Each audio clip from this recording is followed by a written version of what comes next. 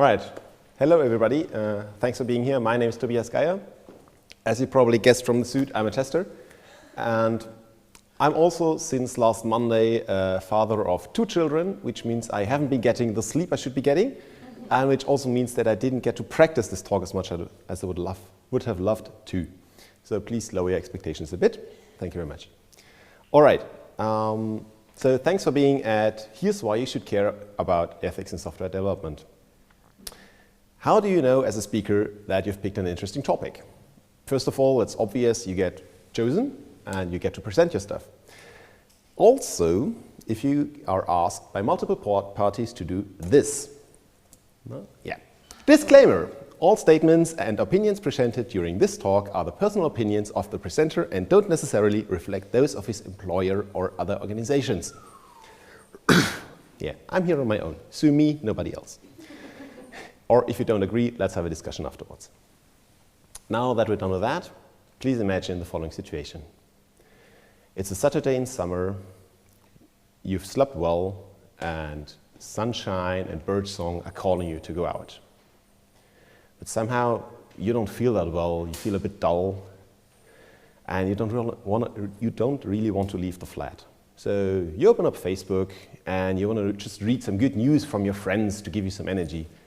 But the more you read, the more you get the feeling that the world has become a sad place, everything's dull and grey and nothing nice happens in the world. Sounds a bit exaggerated? Yeah, but it's not that far from the truth. In 2014, Facebook did an experiment to find out if emotions in social networks are contagious. They did that by filtering the news stream from users to show either more positive or more negative news. The good part is they could prove that, yes, emotions are contagious. Users that see more positive news post more positive. Users that see more negative news post more negative stuff. The bad part is nobody did ever give their consent to that.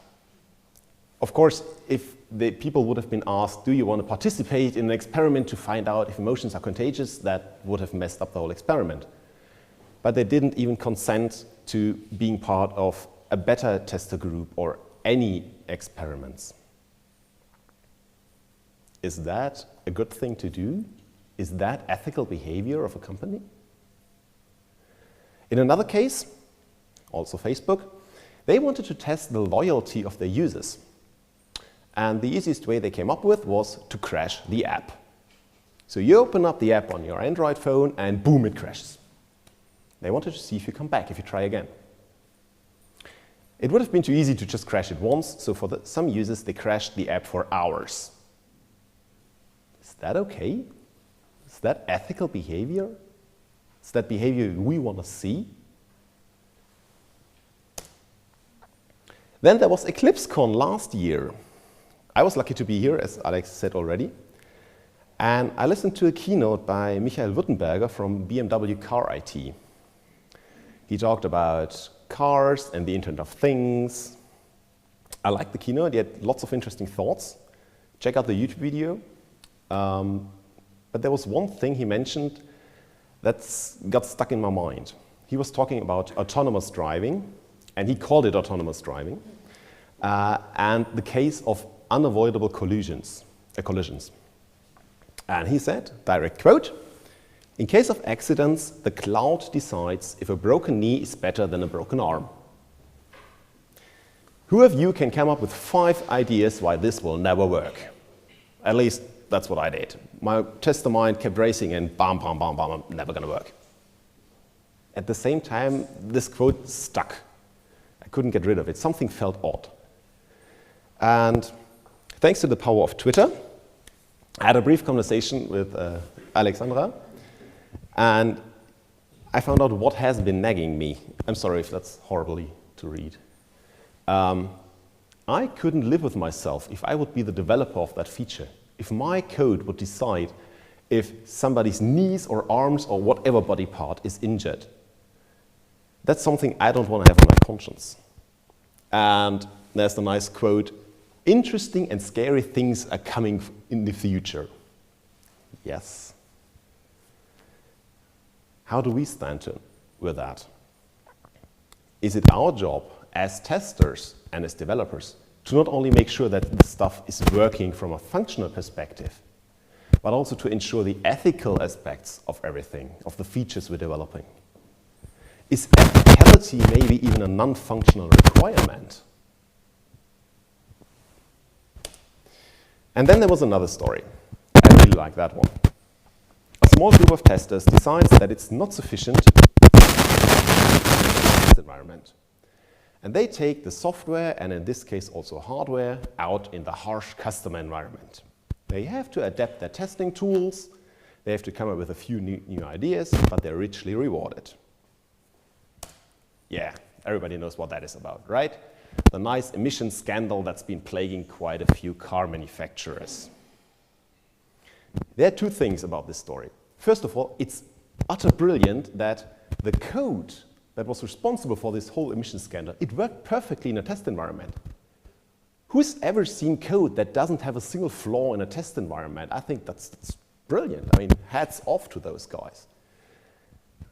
Then again, if we look at the ethical side of things, is it really okay to do that?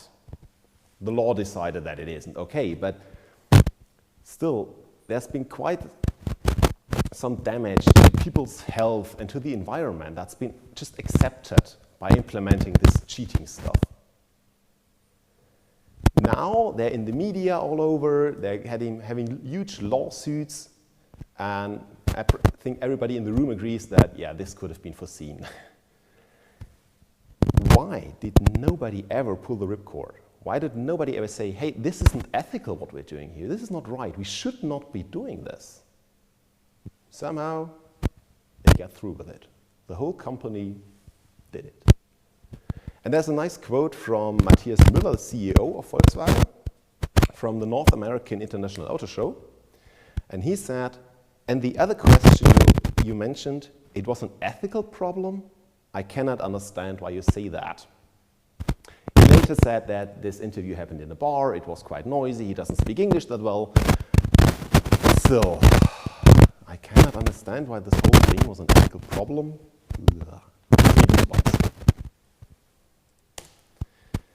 Now, we've talked about cars and machines, but what about human emotions? What about love? There was a dating platform in Germany which made quite the news a short while ago, because they were suspected to use chatbots. Unfortunately, they didn't use those chatbots in customer support, as one does. They used them on the platform to trick their members, mostly their male members, into accepting contact requests, into starting chats, which need credits, all of that on a chatbot. Those chatbots generated up to 5,000 euros in revenue per day. All right. The German law enforcement is investigating, and they seem to believe that this use of chatbots is not legal. Then again, somebody must have implemented that. I agree, chatbots are the latest hype, everybody wants to have one, everybody wants to build one, but nobody ever stopped and thought, yeah, maybe it's not nice, maybe that's not ethical.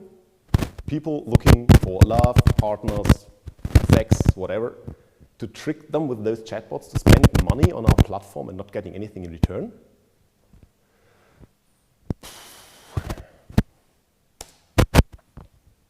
Now, there may still be people in the audience thinking that, yeah, I don't work on social networks, I don't work on cars, I don't work on medical or defense, all of that stuff doesn't affect me. Strange examples, I don't care. There's another nice example I found. There's a software called G4U. It's basically a floppy disk that you can use to clone computer hard disks. Just to set up computers exactly the same way. Companies love that stuff.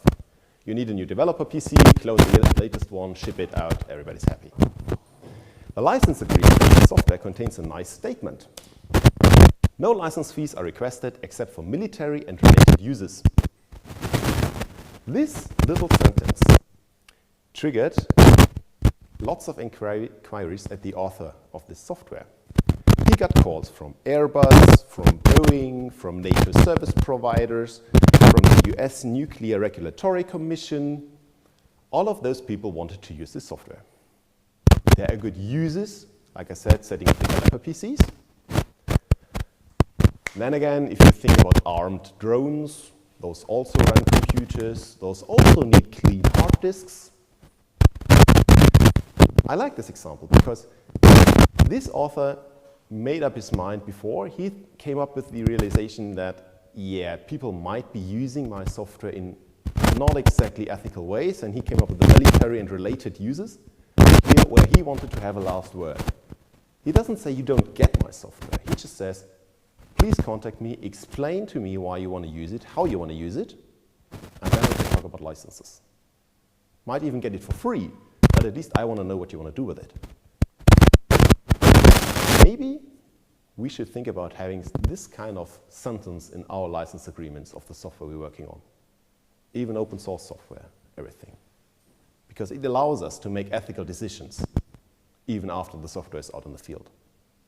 And this example also shows that, I mean, the native service providers could have just said, yeah, we don't care. We just use the software, but those have lawyers, and the lawyers are not happy, so they have to ask. Now, let's take a quick step back. What does ethics even mean? Whenever I don't know exactly, I look up at Wikipedia, and Wikipedia tells us that ethics is a branch of philosophy which investigates the question, what actions are right or wrong in particular circumstances? If I think about actions in particular circumstances which are right or wrong, that sounds a bit like testing. While testing, we observe the actions of a given test object and decide if they're right or wrong. And I mentioned the ethicality of things before. Now, ethicality, ility, there's a list of ilities usually associated with software testing, and that's non-functional requirements. So maybe ethicality is on the list. It isn't. Functionality, reliability, usability, efficiency, maintainability, portability, no ethicality. So ISO 9126 won't help us. I learned about this quality criteria in my ISTQB foundation level, ISTQB Certified Tester Foundation level course. Think about this what you want. Some people love it, some people hate it. For me, it was kind of the gateway drug into professional testing. And I checked that when I was preparing for this talk, I got out my training material and looked through it. I was looking at, there must be something on ethics in here. There must be. But there wasn't. So I was going to stand up here and do a big rant on how this is horrible and how the ISTQB needs to adapt the syllabus and everything is bad. Luckily, they have the syllabus online. I checked the latest version. Turns out there's a whole 10 minutes reserved for ethics.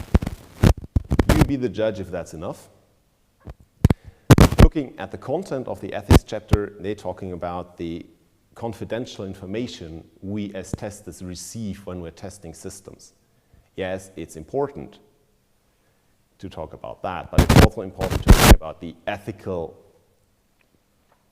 consequences of the features we're developing, and that's not mentioned, that's not in there in any way. What they do, they reference the code of ethics from ACM and IEEE, and they even have an own ISTQB code of ethics, which for me triggered the question, which code of ethics do exist in the first place, which do apply for us as software developers, as software testers. So once again, Google to the rescue. I found those. The IEEE code of ethics is the oldest one I could find. Now, I'm an electrical engineer by training, so I know the IEEE. I've heard about those a lot. The ACM code of ethics, I had never heard about that before. Who in the audience knows the ACM? Cool, that's 2 people more than in my last talk I gave on the topic. Still, not everybody. That's the Association of Computing Machinery. They have a code of ethics which has been really widely adapted. For example, from the Association for Software Testing and lots of other places. Then, I said it before, there's the ISTQB code of ethics. And as with basically every topic in testing, either James Bach or Michael Bolton have talked about it. In this case, it's James Bach, Thoughts Towards the Ethics of Testing. If you look at the IEEE Code of Ethics, the people in the first row are lucky because they can barely read it. Everybody else probably can't. Don't worry, it's 10 rather short, concise points covering the ethical behavior of members of the IEEE in certain situations. The ACM Code of Ethics is a bit longer. And that's just the first part because it has 3 of those. It has the general moral imperatives, which are those. Then it's got the more specific professional responsibilities and the organizational leadership imperatives. So after I looked at the IEEE Code of Ethics, that was, for me personally, it was a bit thin. Yeah, it told you what to do. It had guidelines, but the ACM is far more detailed. So if you, after this talk, want to look at those codes of ethics, IEEE, if you've got questions left, look at the ACM, because they really cover lots of ground and go into details with examples. But if we zoom out a bit, again, it's 8 headlines, basically, with lots of details, and they are pretty similar to the IEEE. So that's a large overlap happening there. ICQB has a code of ethics. I don't like it. Some of you may remember it from a training. Now, my first problem is every statement starts with certified software testers. Yes, it's the job of the ICQB to certify software testers, so of course they mention certified software testers. But with the IEEE and the ACM, it's solved a lot more elegant. They state at the beginning, this code of ethics applies to our members, and those are the guidelines. ICQB couldn't resist the temptation, it just put this into every sentence. So if you're not a certified software tester and you don't want to be one, it makes it a bit harder to adapt it for yourself. At least that's my feeling. And also, I just can't get over the fact that they've got this colleagues point up here, which says, yeah, you should promote cooperation with software developers. It's 2016, we've still got to promote cooperation with software developers.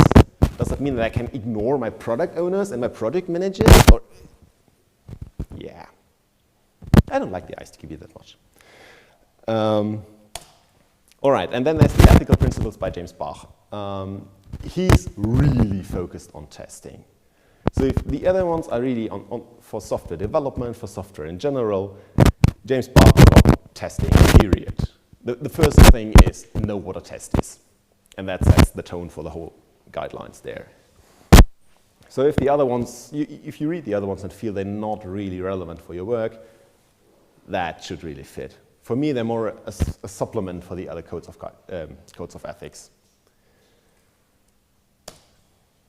So, codes of ethics applied. Let's take a quick look back at the examples I mentioned in the beginning and if they would have been covered. I had a bad feeling about all those stories, which is why I brought them up, but I thought, okay, maybe it would have been nice if somebody read any code of ethics and thought about the feature and could have seen black on white that this is not okay, this is not the right thing to do. Now, Facebook, the Our Emotions Contagious experiment is, if you look at the ACM Code of Ethics .11, concerning quality of life, there's an obligation to protect fundamental human rights, like the fundamental human right of self-determination, in my opinion. And 1 or 2, avoid harm to others, and to me that includes manipulating people's emotions. Then also the crashing apps for hours. As software testers and software developers shall try to minimize malfunctions. Quite the opposite of crashing the app on purpose. Then there's the whole thing about the cloud decides which body part gets injured, the BMW case. And that's tricky because if you look at the code of ethics, you're told to contribute to society and human well-being.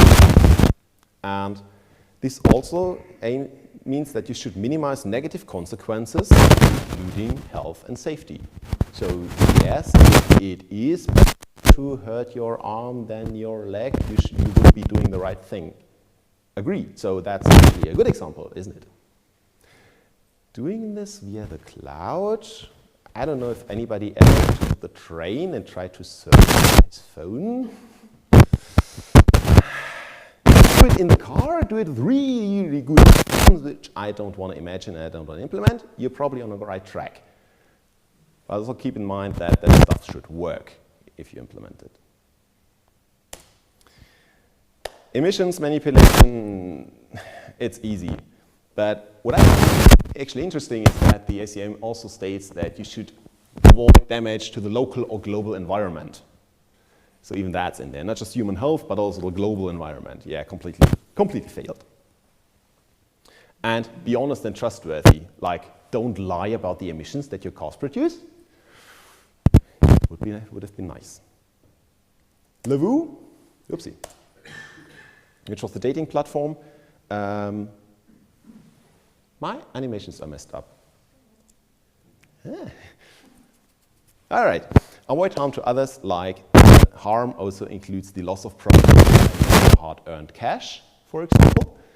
And be honest and trustworthy, like don't make people chat to machines, make contact to real people. Also complete fail. And then there's G4U and the military license thing with the NATO service providers and so on. Once again, avoid harm to others. And that's a nice sentence. Well-intended actions, including those that accomplish assigned duties, may lead to harm unexpectedly. Even if the stuff you're building does exactly the right thing, like you plan it, it might still be catastrophic. And that's why I like this license agreement so much, because that's basically him covering his ass and just saying, if you're the military, please talk to me before. Because I know my software works, but I don't want you to use it in strange ways. Everything covered? Whoever would have looked at those features, would have checked them against code of ethics, wouldn't have had to read further than 0.1.3. That would have at least, should have raised red flags. At least started a discussion about this. Doesn't mean that that stuff wouldn't have been implemented in the end because somebody said, yeah, it's okay, and we're careful, and yada yada, that's what we do, and or you'll lose your job. But at least it would have, the codes of ethics would have served as a reference to raise red flags. So what does it mean? Now that most testers have evolved from the blocking quality police that they used to be, software has 10 bugs you may not release. We are beyond that. Should we now become the ethics police? The feature has ethical questions you may not release. I don't think so. If even the CEO of Volkswagen can't see ethical problems in cheating, it's probably not our job to convince them of the opposite. And if we're honest with ourselves, in most of the cases we can't. Otherwise, there wouldn't be so much software out in the field with known issues, where you ring up the vendor and they say, yeah, we know about that. Fix it in the next hotfix. But what we can do is, as testers and as developers, we can start asking critical questions. We can start asking questions not just about how do I implement this, which kind of server do I need, hardware, how long does it take, but also, is it right to do this? And if you don't know what's right or wrong, this may happen, check the codes of ethics. They're there. And for me, having those codes of ethics also serves another point, because I looked at those examples and I had the feeling, yeah, this is wrong. This is not right. And there may be companies where saying, this is not right, I have a bad feeling about this, is enough to stop a feature. I don't think those are many companies. But being able to say, I've checked this feature against the codes of ethics, and they say this isn't right, or at least we should have a discussion here. This puts it out of the emotional, I feel this is wrong space into more like a neutral area where we can have a nice discussion and talk about this. Maybe we need to stop it, maybe we need to change things, but at least we can have a talk about it. And this is not on the testers alone. I want to stress this out. We're at the project quality day, and I'm a tester, and I feel that this is an important topic, and it is an important topic for testers, because testers tend to be the ones asking all those strange, critical, stupid questions. But everybody on a project can do that. And everybody on a project can pull out this 10 bullet point list and see, yeah, do we have a problem or not? So if testers should shoulder something, it's not being the ethics police and not the quality police, but it should and could be teaching and educating about ethics, about codes of ethics. Like I said, for me, all of this talk started with last year's EclipseCon keynote. And I started researching. I actually had to research because up until then, nobody had ever told me about the fact that there are ethics, codes of ethics. There are these guidelines that can help me in my daily work. Up until then, I just had the gut feeling. So let's broaden the horizon a bit. I've got to admit, I do own all DVDs and Blu-rays of House MD. I watched all of the episodes. I learned lots of strange names of illnesses and forgot them immediately. But I also learned that there are ethics committees in medicine. Most of you probably know that, no big surprise. I learned it from TV. And one of the cases from House MD that I remember was that he wanted to infect a patient with malaria to get a diagnosis. This is creative. He wanted to win a bet with this, but it's not exactly ethical. He was stopped, didn't go through, and that's a good thing. There are actually two kinds of ethics committees. There are the research-based ethics committees, and there are the clinical ethics committees. And in Germany, all of this is covered by law. So you have something called the Bundesärztekammer, I translated it.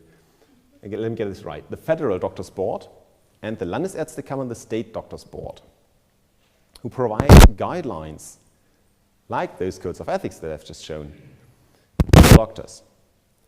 And it's a similar situation in the UK, for example. There's also laws covering the ethics committees with regards to medical research, and there's also the clinical ethics committees and even a UK clinical ethics network, which, amongst other things, tries to encourage a high level of ethical debate in clinical practice. I see parallels to testing here. And I want to ask, wouldn't it be reasonable if testers also had some kind of federal testers board they could consult in case of ethical problems or ethical questions? What about making the consulting mandatory when testing certain kinds of features like autonomous driving, since everybody's talking about that right now? There are even bodies with the right name which could take over this task. There are testing boards all over the world. You've got the German testing board, the Indian testing board, Polish testing board, even Luxembourg has their own testing board.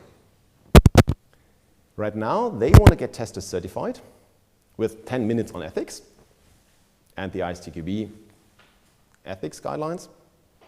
I think it would suit them well to provide some kind of guideline and consultancy in case for ethical problems for testers. Just please don't create an certified ethical tester exam with multiple choice questions. All right, since we're talking about doctors already, who knows this guy? Jackpot, very good. You're not a medical professional by chance? Okay. Yeah, most of you have heard about the Hippocratic Oath. It's actually outdated. I didn't know that. It's been replaced by the Declaration of Geneva, which is the updated version of it. But nonetheless, this serves as, amongst other things, this Declaration of Geneva serves as ethical guidelines. The oath, 5 minutes? Woo! Gotta speed up. The oath isn't mandatory for doctors if you want to practice medicine. But if there's ever a case which is ethically problematic, this Declaration of Geneva and this Hippocratic Oath will be used against you. So even if you don't take the oath, they're still going to use it. Do we as testers need something similar? Kind of a tester's Hippocratic Oath thing? And who's going to write it? I'm not going to write it. I'm here to talk about this. I'm here to have discussions with you. But if you're thinking, yeah, Hippocratic Oath for testers, he must be out of his mind. It's been accepted for doctors. It's been accepted in the medical profession. And it's not like our software we're building doesn't affect people's lives. So why don't we have that? All right. In preparation of this talk, the reality caught up with me a bit. At the end of 2015, the magazine Professional Tester covered this. And they actually predicted the introduction of an Hippocratic Oath for testers in 2016. The year's not yet over, but we're close, and nothing has happened so far. But what they're saying is that in 2016, we'll see more companies and other industries exposed for unethical testing practices. As I said, the year's almost over, but for me, this was also a trigger to go out in the open with this topic and just raise awareness and just let everybody know that, yeah, I think we're facing a problem here. And as testers, as developers, it's also our job to not be the next company in the news, which is caught up with doing unethical things. Also, the discussion's already going, and it's going on a lot. When I started working on this, I got in contact with testers from Romania and New Zealand, and there's lots of people blogging about this, articles in newspapers, all talking about ethics and ethics in testing. Somehow nobody wants to really write this Hippocratic Oath. Nobody feels qualified. I'm not 100% sure we need it, but I think we need the discussion, and we need to be aware that there's something going on, and that there is, in my opinion, a new non-functional requirement for the features we're developing, and that is ethicality. So, the solution, I said, I don't have an Hippocratic Oath for testers. I also don't have any addresses for the Federal Testers Board, which does ethical consulting. But I do have an urgent appeal to you. Thanks for being here. Inform yourself. Now you've listened to this talk.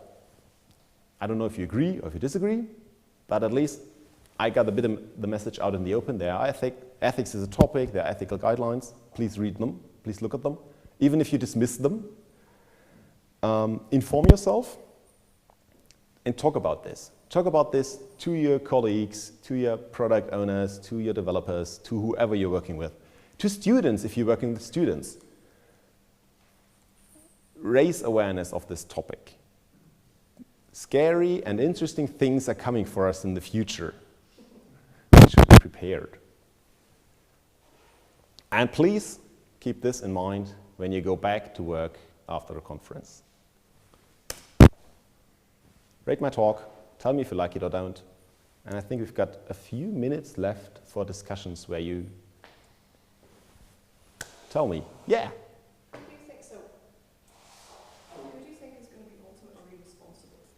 Is it the person that wrote the line of code? Is it the person that tested it? Is it the person that managed it? I think until we have, and I don't know whether I agree with any of those answers, that's part of the problem.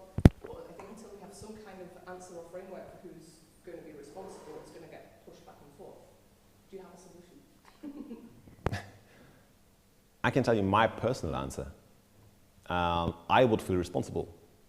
If my company got in the news for using chatbots to trick people out of the money out of the pocket, and I had known about this, and I had never raised any red flags, or you can even go so far, this whole love chatbot thing, a whistleblower actually revealed this.